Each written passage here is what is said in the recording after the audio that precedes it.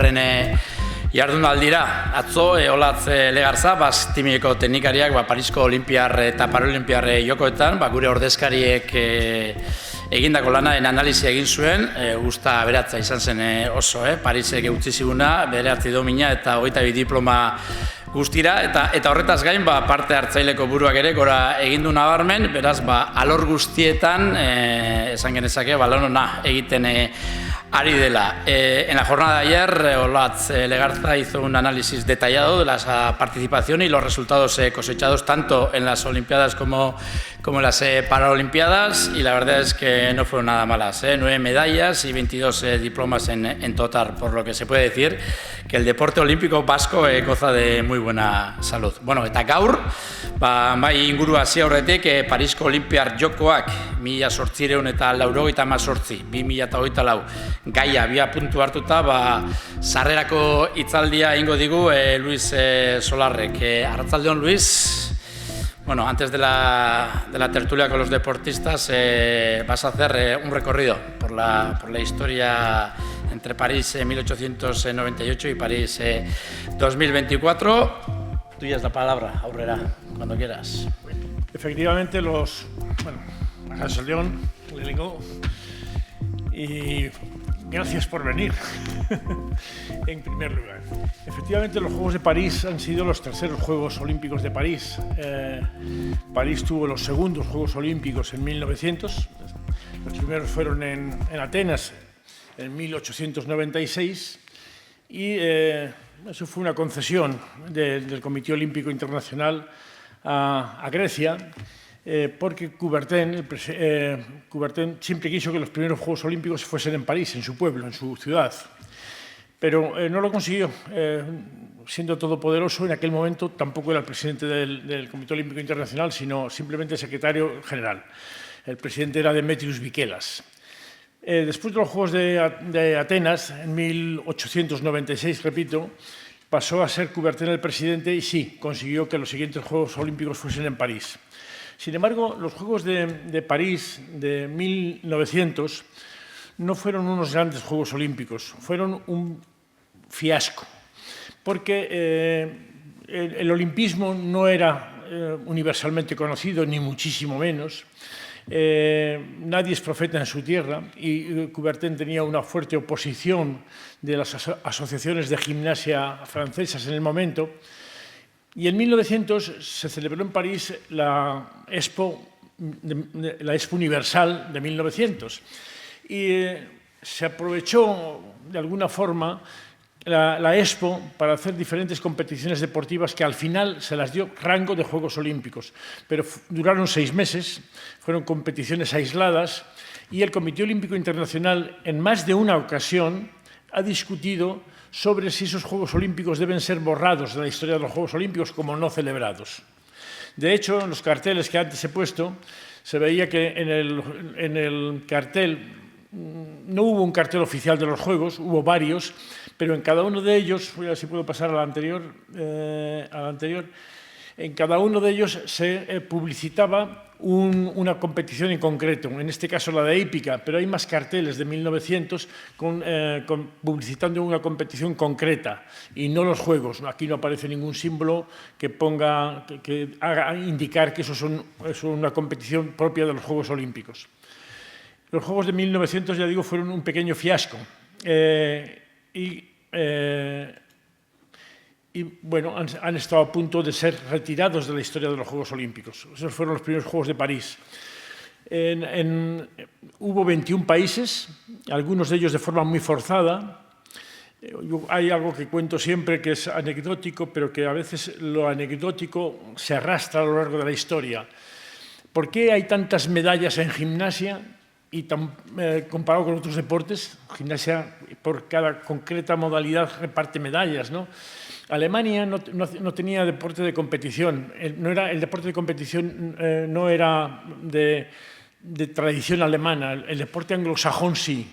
Entonces, Alemania decía que para ir a los Juegos de 1900 al menos tendrían que tener la oportunidad de ganar tantas medallas como los ingleses, es decir, como los que hacían deporte anglosajón.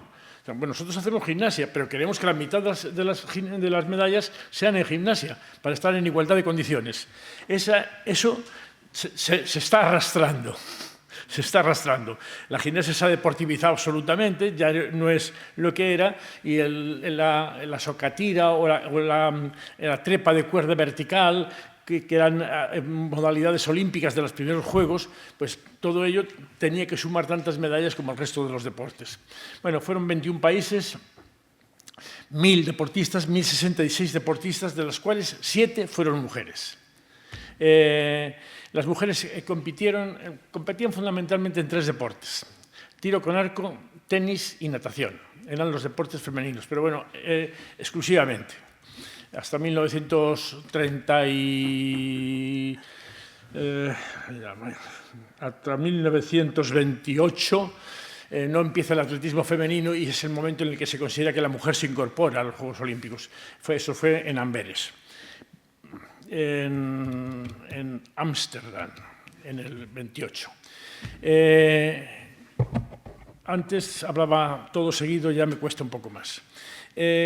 Los segundos Juegos Olímpicos, bueno, los primeros Juegos Olímpicos, si hay que destacar algún deportista, yo destacaría a Irving Buster, que obtuvo 5 medallas olímpicas, era un atleta norteamericano y ganó en todas las pruebas de saltos, tanto en longitud como en altura. Era un hombre muy potente y ganó en todas las pruebas en las que participó, potencia de piernas.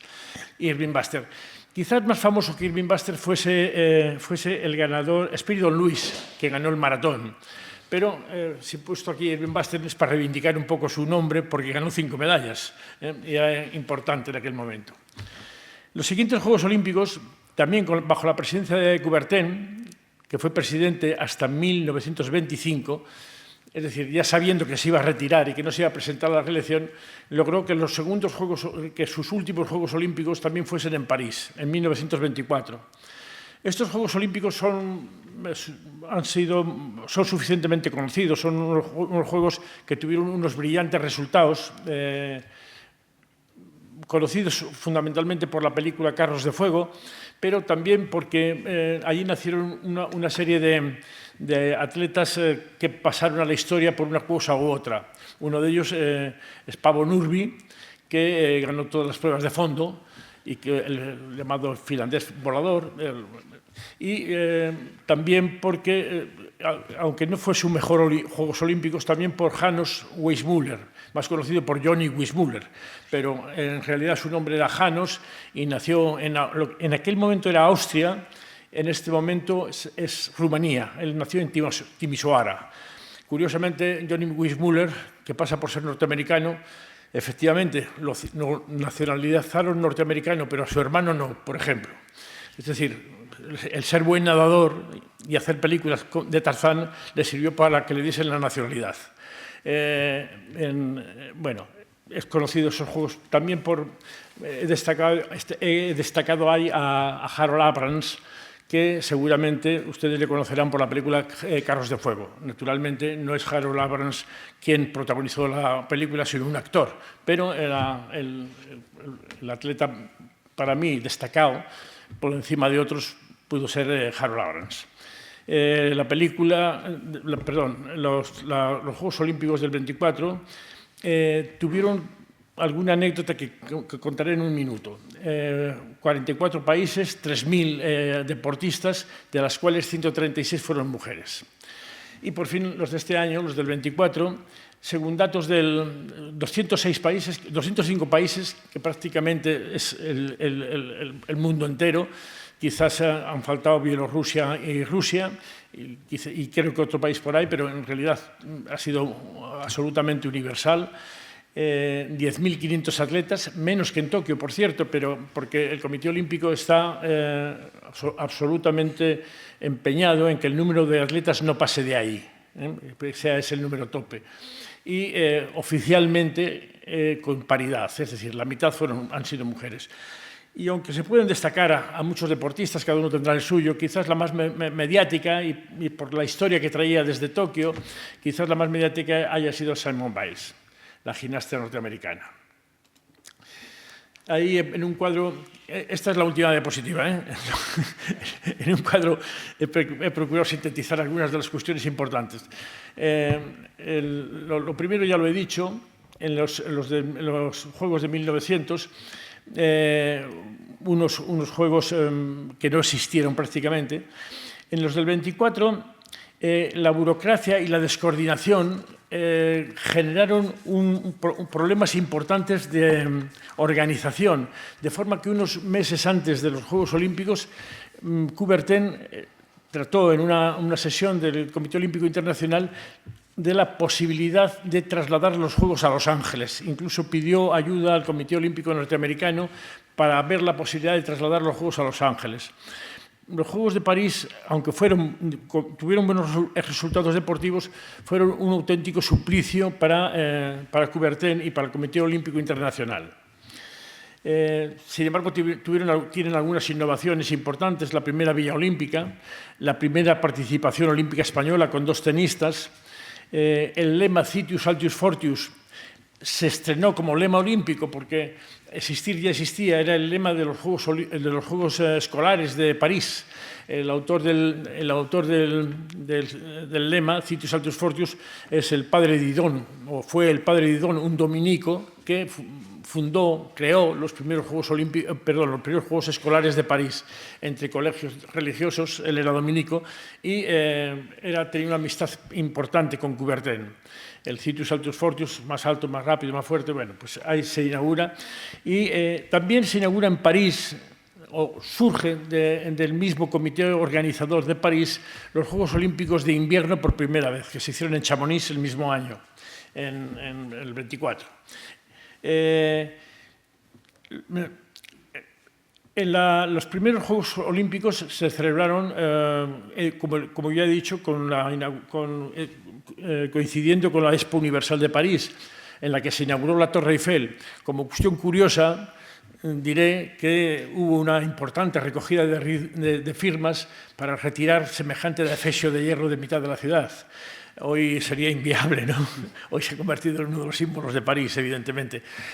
Hace un momento me decía Julio Calleja que ahora el debate en París es si se quitan los aros olímpicos de la Torre Eiffel o no. Bueno, pues en aquel momento el debate fue si se retiraba la propia Torre Eiffel o no. Alemania, fueron los Juegos del 24, fueron después de la Primera Guerra Mundial, y Alemania siguió sin ser invitada, porque en 1916 no hubo Juegos Olímpicos a causa de la Primera Guerra Mundial. En el 1920, en Amberes, no fue invitada Alemania, y aquí sí fue invitada, pero declinó la invitación, aduciendo falta de seguridad. Bueno, y finalmente daré una pincelada sobre los Juegos de este año, del 24. En mi opinión, aquí sí que ha habido una perfecta alineación del comité organizador de París 24 con el Comité Olímpico Nacional francés, con el Ayuntamiento de París, que es socialista, y con la región Île-de-France y con la República, que, por cierto, estaba en un impasse, prácticamente sin presidente. Tenía presidente de la República, pero no presidente de gobierno, no primer ministro. Es decir, estaba en una crisis importante política y, sin embargo, los Juegos han salido bien. Hubo miedo a que precisamente esa crisis política que estaba viviendo Francia se repercutiese en la organización de los Juegos, y aparentemente, para los que los hemos visto por televisión, no ha sido así. Han sido unos buenos Juegos. El gran protagonismo de la ciudad, tremendo. Es decir, han sabido sacar los Juegos Olímpicos a la calle, y mucho. Los espectadores de televisión hemos visto mucho deporte, pero hemos visto París. Hemos visto París abundantemente. Han extendido muy bien los Juegos Olímpicos por las capitales francesas, por todas las capitales francesas, no solamente por París. Lyon, Saint-Étienne, Niza, Burdeos, Nantes, Marsella han sido sedes olímpicas, y sedes olímpicas importantes. Después, la desmitificación, yo creo que definitiva, de lo que en la arquitectura del deporte se llaman elefantes blancos. No se han hecho construcciones importantes para los Juegos. los juegos se han hecho sobre instalaciones que existían y sobre buenas instalaciones. Algunas se han remodelado. Uno de los 3 estadios que se ha utilizado, por ejemplo, donde se ha jugado el hockey, fue el mismo que se utilizó en 1924, es decir, 100 años antes. Simplemente se le ha remodelado. Yo creo que en ese aspecto también han sido los juegos modélicos. Ya lo fueron también los de Londres, pero estos han sido modélicos. Es decir, las grandes construcciones como el nido de pájaro de Beijing o así, esto ha pasado a la historia. Y además, todas las instalaciones deportivas pasan al día siguiente de terminar los juegos a ser instalaciones de uso público, es decir, instalaciones de barrio, por ejemplo, la piscina. La definitiva, o casi, pongo ahí, conversión de las selecciones nacionales en clubs. Hemos tenido tantos casos de nacionalizaciones. Las nacionalizaciones son tan fáciles a veces en algunos países y la permisividad del Comité Olímpico Internacional al respecto hace que en este momento pues, haya muchísimos fichajes. El caso paradigmático puede ser el triple salto masculino, ¿no? Los 3 primeros atletas fueron 3 cubanos, cada uno con una nacionalidad diferente, española, italiana, portuguesa y italiana, por este orden. Mientras que el primer cubano quedó al 8º. Es curioso, pero esta situación se ha dado con mucha profusión. Ayer en La Resistencia, en el programa de televisión de la 1, oí un trozo de una entrevista con el campeón del mundo de pádel y le decían que quiénes eran los grandes rivales aparte de Argentina y dijo algo así pues como creo que en este momento quizás Emiratos Árabes sea el gran rival. Y dice, pero se juegan en Emiratos Árabes al pádel. Y dice, bueno, acaban de fichar a 2 españoles y tenían un argentino. Es decir, han hecho un gran equipo nacional de pádel. Y esto en los Juegos Olímpicos se ha visto con profusión. Casi convertir a las selecciones nacionales en clubs. Hace unos años hice un pequeño trabajo sobre los ganadores de las distancias largas, de los 3.000 obstáculos, el 5.000, el 10.000 y el maratón. Qué nacionalidades habían ganado y de dónde provenían los atletas. Bueno, pues la mitad eran etíopes, la otra mitad eran keniatas y el resto somalíes. Pero competían con Inglaterra, con Estados Unidos, con su país, en fin. La reivindicación de Coubertin como una figura francesa, por fin. Esto también se ha visto en los Juegos. Se ha reivindicado la importancia de Pierre de Coubertin. Y después está el guiño del Comité Olímpico, presidido por Thomas Bach, un alemán, a los jóvenes y a las tribus urbanas, ¿no? El breakdance, el 3 contra 3 de básquet, que ya se había inaugurado antes, pero también bajo su mandato, el skate, en definitiva, todos estos deportes que venimos llamando deportes urbanos se están tratando de hacer un hueco, o se les está tratando de hacer un hueco en los Juegos, con mayor o con menor éxito. Yo creo que el breakdance no ha tenido ningún éxito, que otros, el skate, por ejemplo, sí, o el 3 contra 3, que yo creo que se está afianzando. En paralelo diría que el Comité Olímpico Internacional tiene una papeleta difícil. Ciertamente la situación mundial afecta a algo que es mucho más, lo digo entrecomilladamente, pero lo digo siempre con cierta vehemencia y para generar discusión. El poder del Comité Olímpico Internacional no lo tiene más que la FIFA, pero no lo tiene la ONU. Y lo estamos viendo en estos momentos. Es decir, las resoluciones de la ONU pueden no cumplirse. No creo que un país se atreva a no cumplir una resolución de la FIFA o que un país no se atreva a no cumplir una resolución del Comité Olímpico Internacional. Y esto hace que el Comité Olímpico Internacional tenga la obligación de tomar decisiones que en principio no le debieran corresponder. Se veta a Rusia por la invasión de Ucrania, pero se permite a Israel porque Israel no ha invadido Gaza, sino que está ejerciendo un legítimo derecho de autodefensa. Bueno, para algunos, entre los cuales me encuentro, me parece un ejercicio de cinismo, pero también entiendo que el Comité Olímpico Internacional tiene la obligación o no de mojarse en esto. Yo diría que no la tiene, pero se moja. Y se moja tomando partido. Por mi parte, nada más. han sido unos juegos que oficialmente, y así se puede ver en la página web de los juegos, han costado 4.500 millones de euros. No me lo creo, pero es lo que oficialmente figura. Pero esto sería aproximadamente la tercera parte que lo que costaron los anteriores en Tokio y casi menos de la tercera parte, la décima parte de lo que costaron, por ejemplo, los de Beijing en el 2008. En cualquier caso, son las cifras oficiales que figuran en su página web.